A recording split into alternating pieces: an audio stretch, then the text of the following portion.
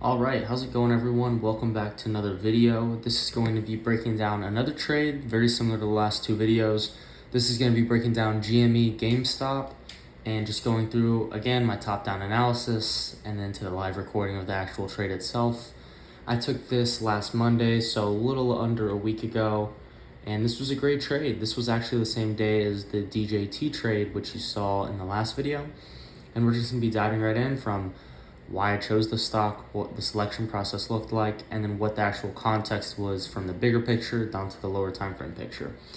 So starting off, I always look at the monthly chart. I have a screen to my left that shows me the monthly, the weekly, and the daily, which is always important. But most importantly, out of those three, it would be the daily chart. Okay, so the monthly was red. The weekly was green, actually, at the time, which was fine. Again, the weekly and the monthly, they don't have to be in sync to the daily for me. It's just even better if they are, if that makes sense. Gives me a little bit more conviction. So at the time, what we were looking at is that the previous day, which was that Friday, June 28th, was a red day to the downside, right? Price opened up, it came up, obviously triggering a lot of breakout traders on this right here. You got to think, there's a ton of people looking to play this long, especially after the context of 2021 and 2020, right? So just imagine as this candle forms, right? It opens, it comes up, comes back down, and then closes red on the day, okay, under the opening price. That's pretty significant when you think about that, okay? There's a lot of buyers trapped in this, which made me even more interested in this, the fact that it's GameStop and everyone knows what's going on with it. So yeah, what I would call the actual setup on this on the daily chart is more so a trend continuation, right? We clearly have, it's not too clean, but you can see the lower high or lower lows, lower high, lower low, lower high. And I'm just anticipating this to drizzle out, obviously, unless something crazy happens with Roaring Kitty, Keith Gill.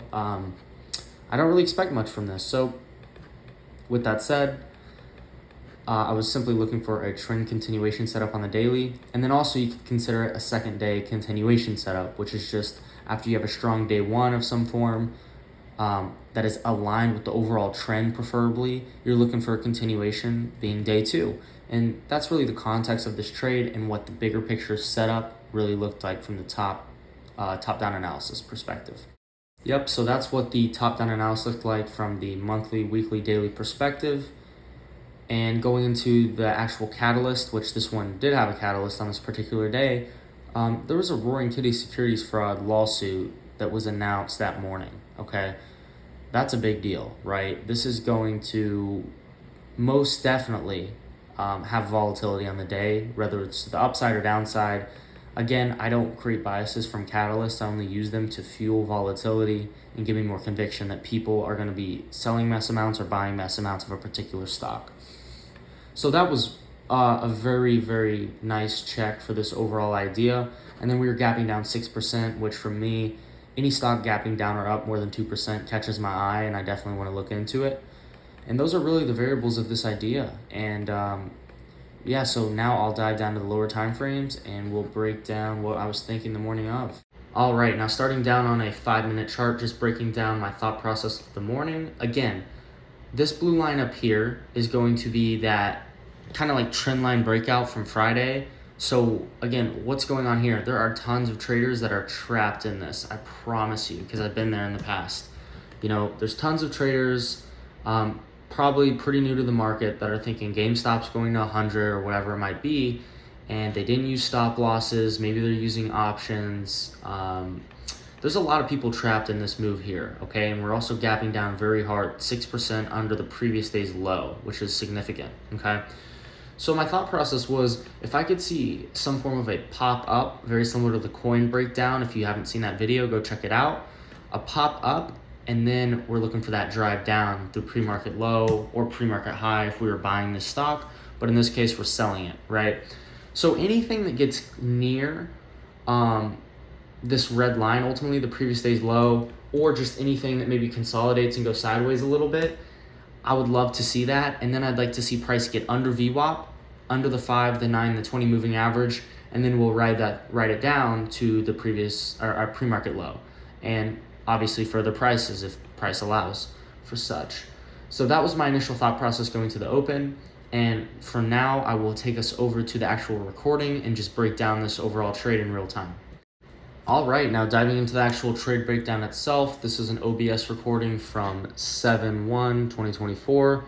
I started scaling into this trade about 50 minutes after market open, 10:20 Eastern time, and I'll just dive right into my thought process relative to my pre-market plan and my entry, my management, my exit, and what I was thinking in this overall trade.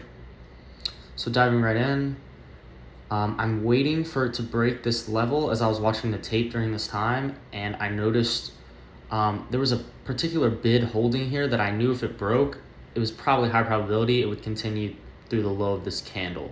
So for me, I was basically looking to sell the open of this bullish candle, which was a very strong bullish candle, by the way. So for me, if we were to break that, it would give me the confidence that price would continue lower. So I was waiting.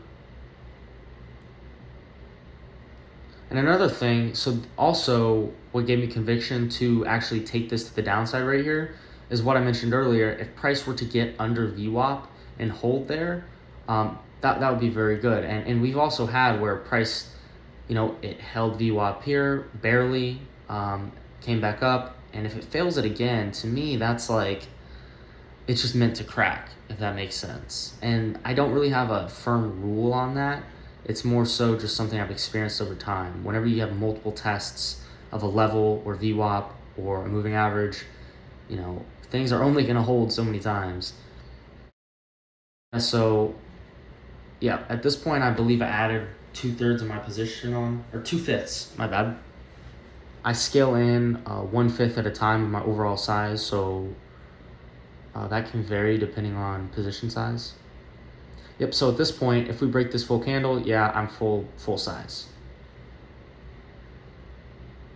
So I'll have 5 out of 5 executions on at the particular time. And yeah, so I took some heat on this for a minute. This definitely did not go in my favor immediately. That kind of freaked me out for a minute. I was like, okay, gonna take a quick stop out. But what's cool about this is these kind of moments are the absolute best moments for entries itself. Whenever you get a pop like that, and if this candle reverses, which I think it does, that's an extremely solid moment to go in with your full size, because there are so many people that got freaked out by that, and they're thinking the same thing you did right there, like, oh gosh, I'm gonna get stopped out, this is gonna reverse, they're not confident anymore. But for me, if I see something like that green candle pop like that, and then take that candle out in the next candle, or that candle just completely reverses red, that gives me so much more conviction on the actual entry itself within the overall context, which I already explained. We have the catalyst, the overall daily setup. Everything is just aligned here beautifully. Yeah, and I actually think it does turn red here. Yep. So at that point, I am 100% in my position, okay? Yeah, again, I'm 100% in my position here. 5 out of 5 executions have been executed, full size. And now I'm waiting. I'll fast forward it. Yep, took some more heat, which actually really surprised me. I thought that candle right there would get going at the time, which is where I added my full size. At this point, I'm moving my stop loss. Again, you guys know this. My first thing I'm always thinking in a profitable trade, or a trade in general, is how can I limit my risk as much as possible? What is most likely to occur when a trade is going in my favor, and what's likely to occur when a trade is not going in my favor? That way I can manage my risk better than the average trader, which gives me more edge within my overall strategies that already have edge, if that makes sense. So at this point, I'm going, yeah, this red candle here, if this were to flip, I no longer want to be in this trade. Therefore, I would only be losing probably about 0.6 R on this trade, which just means 60% of my overall position. So, if I had 500 at risk, I might only lose 300, which adds up over time. So I'm waiting. Let me fast forward it. 1 second. Yep, so it's still just consolidating around. I know where my stop loss is. I know what I want to see. Starts to go in my favor, which you guys can see here. And at this point, I'm thinking, where can I put my stop loss? Oh, look, I, I annotated on it. Let's see it. I was ready for this thing to fall off. Yep. Yep. There it goes. And at this point, I'm very close to moving my stop loss to break even. Once we break 23s, I was, thinking about break even. At this point, I actually don't think I was, though. I think I had my stop loss right above this candle here at 23.21. Just because after I saw that wick right there, see, I moved my stop loss right there. So I was right about that. So I'm not at break even yet. Keep that in mind. But if I had 500 at risk, I might have 150, 180. I'm cutting my risk as much as possible. And I say that a lot, but I really cannot describe the amount of edge that provides over the long run. It truly does. All right. See, I'm looking at some other stocks. You guys know me. Waiting.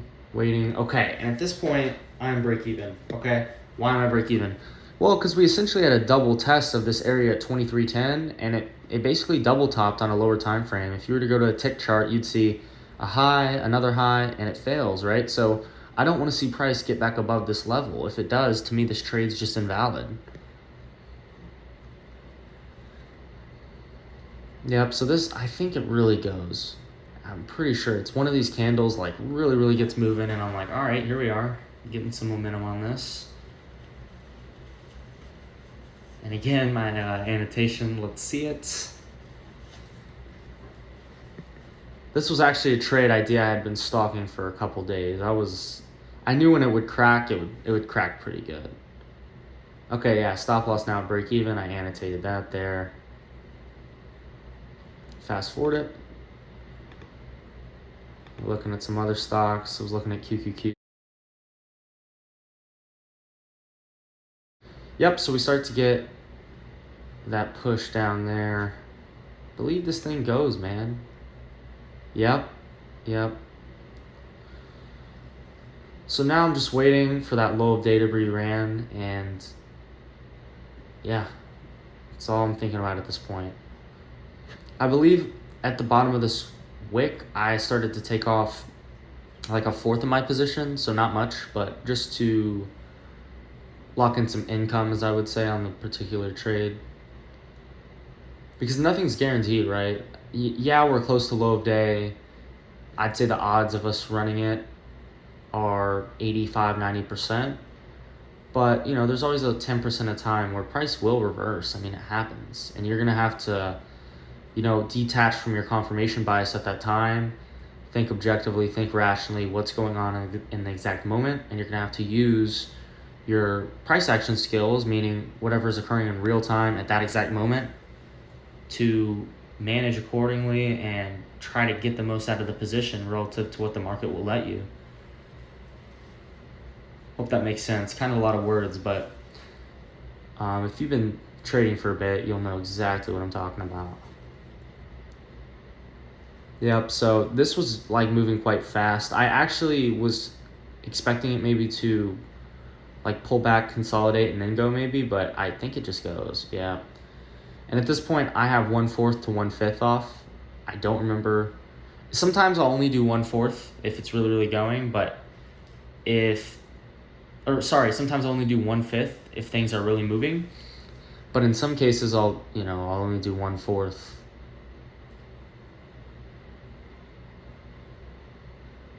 Yeah. So at this point, I'm thinking, all right, I need to start looking for reasons to potentially take profits, okay? What is that for me? If I see like a crazy explosive move to the downside, like we're getting right now, I was starting to think about scaling some out. I know for sure I had 1/4 off at this point in time. Yep. And I was thinking about taking like another maybe 10 to 20% off on that particular candle just because it was so big. And here I know for a fact I'm close to about 40 to 50% out of my position on this just because I'm like, wow, this thing is really starting to go. And yeah, it was doing exactly what I wanted it to. but I also am trying to make sure I'm not taking profits too aggressively, as clearly this thing is going and it will likely go quite a bit more in situations like this, especially with it being GameStop, such a volatile stock with so many eyes on it, big and small players, you know? Another thing, I don't know why my volume bars were not on this chart. Normally I use volume, which would be right here, as you can see in some of my other videos. So I don't know, I guess I just was not paying attention at the time.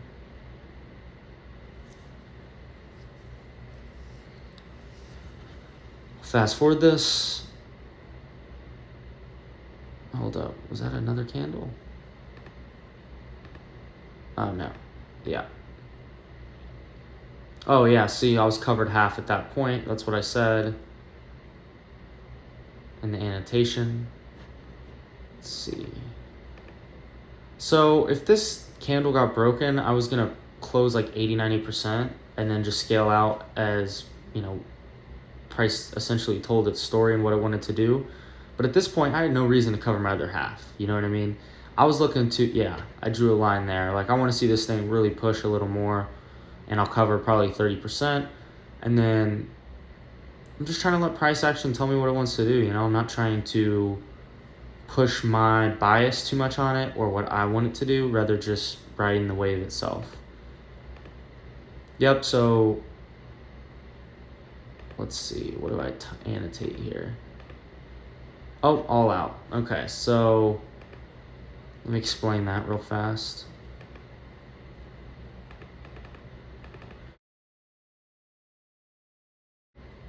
As you can see here, we try to make a new low on this 2-minute candle. That does not happen, okay? We immediately wick back up. To me, that's just buyers stepping in.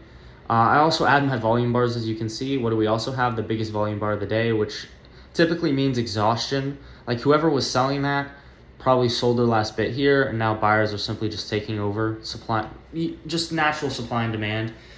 And from here, again, as I annotated, as we broke this prior bars high and clearly formed what you could say like a double bottom or a held bid under this low, I simply just get out, and that was the trade. So I hope that this helped someone out. I hope that this added some tools to your arsenal, gave you some perspective on what I was looking for pre-market, some stock selection ideas, and some variables that I look for in the overall bigger picture. This was a great trade. I mean, you catch 1-2 of these a day, even a couple of these a week. I mean, you can extract as much money as you really like from the market if you can scale the playbook itself. But yeah, really not much more to say. I'm gonna go back to the bigger picture and just finish the video off there. I just want to break down what occurred the rest of the day. So funny enough, as you guys could see in the video, I entered right around here and I annotated all out literally at this low, funny enough, which is not something that always happens, that's for sure, because I mean, trends are only likely to reverse 20% of the time usually. But for me, I knew that price was likely to consolidate after that wick down under the 2-minute bar low, and then it reclaimed and broke above the 2-minute bar high, right? Especially if you're watching that in real time, you're reading the level 2, you're reading the order flow come in on the time and sales, you're able to notice shifts in momentum from downside to upside and things like that. But also, I would just say that that is a combination of experience, a little bit of intuition, things like that, just a lot of discretion after looking at stocks, repeat the same patterns thousands of times. So with that said, thanks for watching, everyone. I hope this video helped someone out. I hope it gave them some tool to add to the arsenal and made them a little bit better for the upcoming week, the month, the year, whatever it might be. And yeah, leave a comment, leave some feedback. I'd love to hear what you guys think. And the last thing I want to say is that I'm a scalper, barely an intraday trader. I mostly look for things like this. I'm looking to be in a trade for maybe anywhere from 5 minutes to an hour normally, and I'm looking to get in and out. I'm looking to make, minimum 2 times what I'm risking, and sometimes that can be 6, 7, 8 times what I'm risking. So in this case, it was about 3 or 4, which is a very solid trade. I mean, you can be profitable with 1 to 2 risk to reward ratio, but I just want to make it clear to you guys that you don't need to hit home runs. You don't need to try to, hold all day. You need to look for moves that have high probability and moves that, more often than not have that 90% chance of happening, 80% chance of happening, and you need to take advantage of it. You don't have to be out here trying to hit home runs, predict the next, NVIDIA or the next AI stock. Focus on the process, focus on the chart, focus on building as many variables as you can in your favor, and that's it. You don't have to be, like Warren Buffett and trying to predict the future. Not that doesn't work, obviously it does, but for a day trading perspective, if you want to scalp, if you want to be more of an active trader, quit trying to predict, simply react like we did here, make 3 to 4 times your risk, move on, don't even look at the stock the rest of the day. Simple as that. So again, thanks for watching, everyone. Hope this provided value. Leave some feedback, leave some comments below. I'd love to talk about anything related to trading, and I'll see you in the next one. Good luck trading this week.